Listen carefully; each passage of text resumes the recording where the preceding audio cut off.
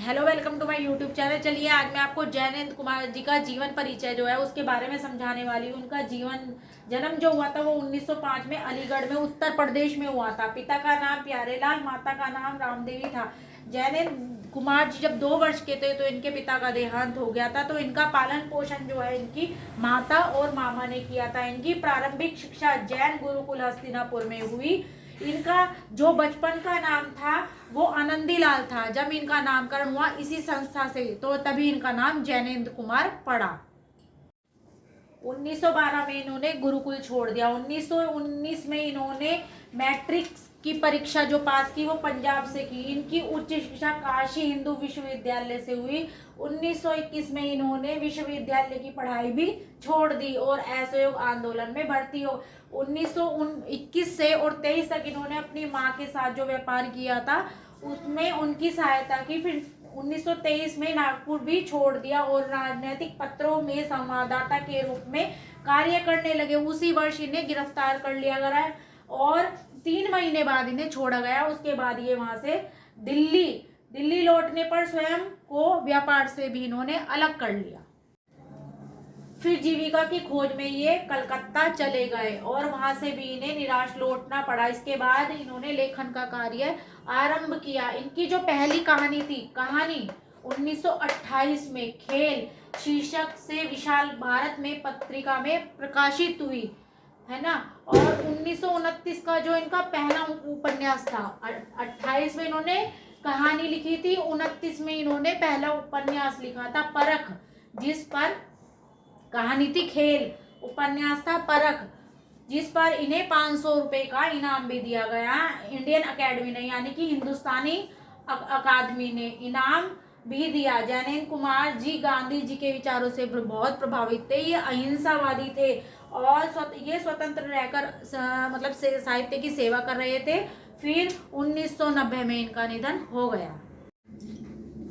साहित्यिक सेवाएं देखते हैं इनकी। जैनेंद्र कुमार जी की साहित्यिक सेवाएं जो थी उनका क्षेत्र बहुत बड़ा था। इन्होंने निबंधकार और विचारक के रूप में अपनी प्रतिभा का अद्भुत परिचय दिया। इनकी साहित्यिक सेवाओं का विवरण इस प्रकार है: उपन्यासकार के रूप में, कहानीकार के रूप में, निबंधकार के रूप में, अनुवादक के रूप में जैनेंद्र कुमार जी अपनी बहुमुखी प्रतिभा का परिचय देते हुए हिंदी साहित्य की जो महती सेवा की है उसका मूल्यांकन सरल नहीं है। और व्यक्ति के रूप में ये महान थे, लेकिन साहित्य के रूप में ये और भी महान थे। जैनेंद्र जी की कृतियां निम्नलिखित हैं।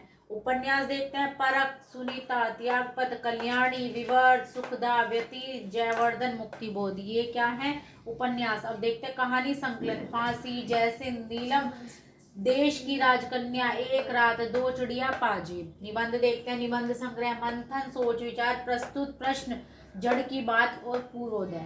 संस्मरण, ये और वो। ठीक है।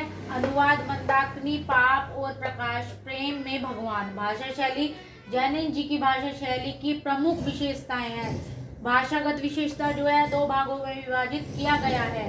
नंबर 1 उपन्यासकार, नंबर 2 कहानीकार। विषयानुसार भाषा जो है 2 भागों में विभाजित है, वो भी व्यवहारिक और सरल। अन्य भाषाओं के शब्दों का प्रयोग, इनकी जो भाषाएं हैं उसमें काफी शब्द होते थे। ठीक है। इनकी भाषा में अरबी, फारसी, उर्दू तथा अंग्रेजी भाषाओं के शब्दों का प्रयोग किया गया है। इनकी भाषा ने व्यवहारिक और स्वाभाविक रूप धारण किया है। मुहावरे एवं कहावतें अपने भावों के को प्रकट करने की शक्ति, सहजता, चमत्कार और प्रभाव उत्पन्न करने के लिए जैनेंद्र कुमार जी ने अपनी भाषा में मुहावरे और कहावतों का प्रयोग किया है। जैसे दर दर भटकना, मन का ठिकाना नहीं होना, हाथ फैलाना, गया बीता होना, पूंछ हिलाना, ठन ठन गोपाल, मुंह उठाकर चलना आदि। इस प्रकार इनकी भाषा सीधी, सरल एवं स्वाभाविक है। शैलीगत विशेषताएं: जैनेंद्र कुमार जी ने प्राय 2 प्रकार की शैली का प्रयोग किया है: विचारात्मक शैली, वर्णनात्मक शैली। विचारात्मक शैली देखते हैं।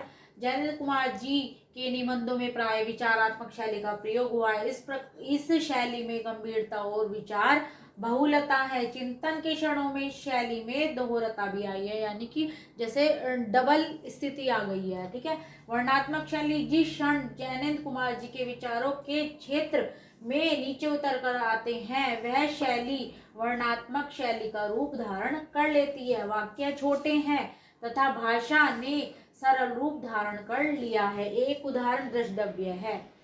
उस दिन अखबार में पढ़ा वह आदमी पकड़ा गया। साहित्य में स्थान, श्रेष्ठ उपन्यासकार, निबंधकार, हिंदी कथा साहित्य में विशेष स्थान, डॉक्टर राजेश्वर प्रसाद जो वहाँ के बहुत फेमस थे।